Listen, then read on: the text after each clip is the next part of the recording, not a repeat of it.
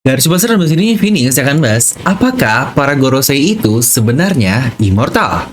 Nah, mari tanpa basa-basi lagi, kita langsung saja. Wadaw! Closed doors, I'm a fool for your love.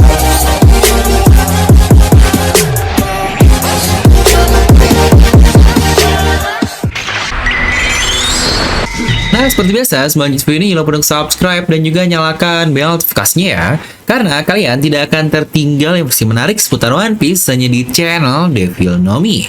Pastikan sebelum kalian komen, kalian tonton terus sampai habis agar tidak ada informasi yang miss dan tersesat seperti Babang Zoro. Nah, kali ini kita akan bahas salah satu karakter yang paling misterius yang ada di serial One Piece ini. Dan itu adalah kakek Strong ya, bukan kakek legend ya, tapi legend juga sih. Dia adalah Gorosei. Dimana Gorosei ini bisa dibilang pemegang otoritas tertinggi yang ada di dunia, setidaknya yang terlihat. Dia yang bisa mengontrol pergerakan di pemerintahan dunia seperti semua anggota Ciperpola, bahkan angkatan laut pun diperintah oleh Gorosei ini.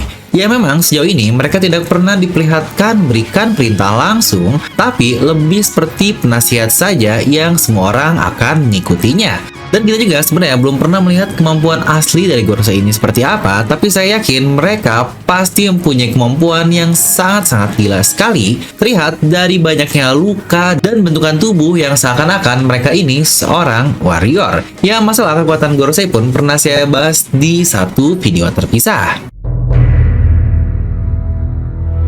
Oke, satu pertanyaan yang paling dasar adalah, apakah Gorosei ini immortal alias abadi atau tidak bisa mati? Nah, sebentar dulu. Pengertian tidak bisa mati ini sebenarnya berbeda-beda. Ada yang tidak bisa mati walau dibunuh sekalipun, tetap hidup seperti kepalanya dipotong masih hidup saja. Ya, contohlah Hidan di Naruto, atau contoh lainnya seperti Deadpool. Ada yang immortal hanya dari usia saja alias tidak bisa mati karena umur, dan biasanya itulah yang disebut sebagai immortal alias abadi. Nah, satu yang memungkinkan adalah jika Gorosei ini abadi, pertanyaannya adalah kenapa? Karena hanya dia satu-satunya karakter yang pernah diperlihatkan dalam berbagai era, tapi tidak ada perubahan sedikit pun dari karakternya ini. Mulai dari flashback Robin 22 tahun yang lalu sampai sekarang, mereka masih terlihat sama persis. Ya benar, flashback Robin ini bisa dibilang sebagai turning point bahwa cerita One Piece ini jauh lebih besar dari apa yang kita bayangkan pertama kali. Karena jujur saya sendiri sebelum sampai ke flashback Robin, dimana ini cerita dikit ya, pertama kali baca komik One Piece itu yang bener-bener banget pertama di Arc Water 7 saat SD dahulu. Yang tentu saja sebelum-sebelumnya cuma nonton lah ala bocil di TV tiap minggu yang cuma sampai Arc NL doang kalau tidak salah, terus diulang-ulang. Udah mirip lah kayak Naruto. Nah, jelas pada saat itu saya belum begitu mengerti One Piece sampai benar-benar sadar di SMP sekitar 4-5 tahun setelahnya. Dan itu pun setelah saya membaca ulang One Piece dari awal, dan ternyata cerita One Piece ini mulai kompleks sekali saat ternyata adanya sisi gelap jahat yang tidak terlihat dari pemerintahan dunia. Yang itu pun semuanya kita lihat di flashback dari Nico Robin. Yang lebih jauh lagi, ternyata ini semua tentang adanya kerajaan besar yaitu Ancient Kingdom di masa Void Century, yang di flashback itu pertama kali hal itu baru disebutkan. Yang sejujurnya lebih baru lagi setelah berkali-kali baca ulang One Piece sampai Wano Kuni, ada beberapa arc yang menurut saya sangat-sangat penting sekali, dan itu adalah Skypiea, Fishman, dan Pulau Wano, yang kesemuanya sangat relevan dengan Gorosei dan tentu saja Void Century. Nah, untuk Gorosei sendiri, bahkan sampai sejauh ini tidak ada satupun nama dari mereka yang berhasil terungkap, dan tidak diketahui bagaimana mereka bisa menjadi pemimpin pemerintahan dunia atau berapa lama mereka sudah memerintah. Tapi yang pasti, mereka ini hampir selalu ditemukan di ruang otoritas Kastil Pangaea, kastil besar yang berguna sebagai basis operasi di Marine Joyce. Yang jika kembali ke keabadian lagi dari Gorosei ini, banyak teori yang berkata jika kemampuan itu diprediksi atau berpotensi berasal dari Void Century, dan berkata jika Gorosei ini sudah ada saat pembentukan pemerintahan dunia 800 tahun yang lalu, yang tentu saja bersama dengan Imu di teori juga yang serupa, tapi dia tetap menjadi pemegang tahta utama, dan Gorosei sebagai bodyguard setianya yang selalu mengikuti perkataan dari Imu. Nah, lalu terkait keabadian dari Gorosei sendiri, memang ada banyak sekali faktor dan konsep yang bisa kita kaitkan terhadapnya.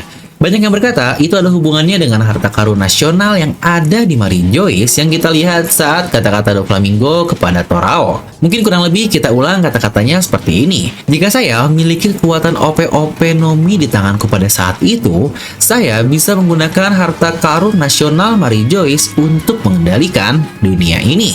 Yang sejujurnya sangat masuk akal sih jika buah iblis OP-OP sangat atau seberharga itu dan sebisa itu dalam mengubah tatanan dunia ini. Tuh bukankah kita juga tahu buah iblisnya saja dihargai 5 miliar berry saat pertukaran pemerintahan dunia dengan Disbarel. Ingat 5 miliar berry itu setara bounty Shirohige? Ya benar, seorang Yonkou yang sudah berkuasa di lautan ini selama berdekade-dekade dan dianggap sebagai orang terkuat di dunia. Dan orang sehebat itu hanya dihargai 5 miliar berry yang seharga dengan satu buah biasa sebelum dimakan oleh siapa-siapa. Yang berarti seperti itulah buah iblis ini, dan jika kembali ke harta karun nasional, kira-kira bentuknya akan seperti apa? Apa itu wujud manusia atau itu benda seperti harta karun Fishman Tamate Bako yang jika dilihat dari kata-kata Doflamingo saat dia ditangkap di Impel Down lalu, di situ dia bilang bahwa rahasia itu akan semakin membusuk seiring dengan waktu berjalan. Nah ini nih yang sebenarnya cukup menarik juga, jika ada hubungan dengan rotten atau membusuk, bukankah seharusnya itu adalah makhluk hidup? Banyak juga yang bilang itu adalah topi jerami raksasa, tapi rasanya jika topi ini lagi-lagi benda mati. Dimana kemungkinan lain jika berhubungan dengan OP-OP dari Torao lagi, kita tahu dia memiliki kemampuan ultimate yang dikatakan oleh Doflamingo, dan Torao sendiri pun sudah tahu bahwa dia bisa membuat seorang abadi dengan mengorbankan jiwanya. Yang sejujurnya itu akan menjawab kenapa Gorosei tidak bertambah tua atau apapun setelah melewati beberapa era, karena ya dia mendapatkan operasi awet muda tersebut. Lalu mungkin pertanyaannya, bagaimana kesemua Gorosei bisa mendapatkan kemampuan itu? Dimana untuk Gorosei sendiri totalnya ada 5, sedangkan buah iblisnya cuma ada 1. Nah ini akan terjawab dengan hipotesa dan rumor terkait buah iblis akan tumbuh kembali di sekitarnya jika pengguna sebelumnya mati. Itu juga akan menjawab kenapa mereka sangat menginginkan buah OP-OP saat fans itu yang kita bahas tadi, bahkan sampai 5 miliar berry. Nah pasti yang jadi pertanyaan adalah, jika buah iblis OP-OP sepenting itu, kenapa Lau tidak diburu sejak lama dan dibiarkan sampai seperti sekarang? Ya benar, jawaban ini akan serupa dengan kenapa pemerintahan dunia yang tahu buah iblis Luffy di Gomu Gomu no Mi salah satu yang mereka takuti, terutama ketika Awakening, yaitu Nika yang menjadi Mythical Zoan, tetapi Luffy tidak diincar sejak awal. Ya terutama pasca Enies Lobby lah yang mereka langsung melawan pemerintahan dunia, tetapi tidak ada serangan balik langsung dari pemerintahan ini. Yang sebenarnya untuk case Luffy sendiri pun cukup jelas. Waktu yang mereka jalani, yang mereka lakukan di pre-time skip itu sangat-sangat cepat sekali loh. Dari awal mereka berlayar sampai ke Sabondi saja mungkin hanya berapa bulan. Jadi pemerintah dunia pun tidak sempat bergerak cepat langsung membunuh jika ada waktu. Plus bukankah adanya perkiraan bahwa Luffy tidak bisa mengawakeningkan buah iblisnya juga? Ingat di Road to Love Tale dikatakan Gomu Gomu tidak awakening selama 800 tahun lamanya, yang berarti ada pemakan Gomu Gomu no Mi sebelum Luffy, tapi mereka semua gagal membangkitkan Nika ini. Ya mungkin buat yang bingung, dari awal mereka sampai Wano Kuni dan sampai mereka pergi dari Wano Kuni saja, itu hanya butuh waktu kurang lebih 3 minggu saja, yang sebenarnya ini waktu yang sangat-sangat lama sekali. Karena jika kita ingat, dari Dressrosa sampai sebelum Wano Kuni saja, paling itu hanya berjalan kurang lebih 2 minggu. Bertarung di Pulau Dressrosa mungkin 2-3 hari, lalu mereka sampai ke Zou mungkin beberapa hari. Dari Zou bahkan cuma 1 malam, dan Luffy langsung pergi ke Whole Cake Island, yang situ pula mungkin butuh waktu 2-3 hari, karena kita melihat 2 malam lah. Pertama saat Luffy untuk mencari Sanji, dan yang kedua saat Luffy melawan Katakuri. Yang berarti sebenarnya timeline di One Piece ini berjalan sangat-sangat cepat sekali, dan itu pun sama kasusnya untuk Babang Torao. Dia menghilang pasca insiden bersama Doflamingo, dan tentu saja pemerintahan dunia tidak banyak yang tahu bahwa Lau lah yang memakan OP-OP no Mi. Karena ingat kata-kata dari Sengoku, ada 2 hal yang hilang pada saat itu. Pertama adalah bocah yang dikatakan Corazon, dan yang kedua adalah buah iblis OP-OP no Mi. Yang sebenarnya hal ini pun semakin jelas lagi ketika kita lihat di Saburning Archipelago, bahkan tidak semua angkatan laut mengetahui kemampuan buah iblis dari trio Worst Generation yang selalu bareng ini, Luffy, Kid, dan Torao.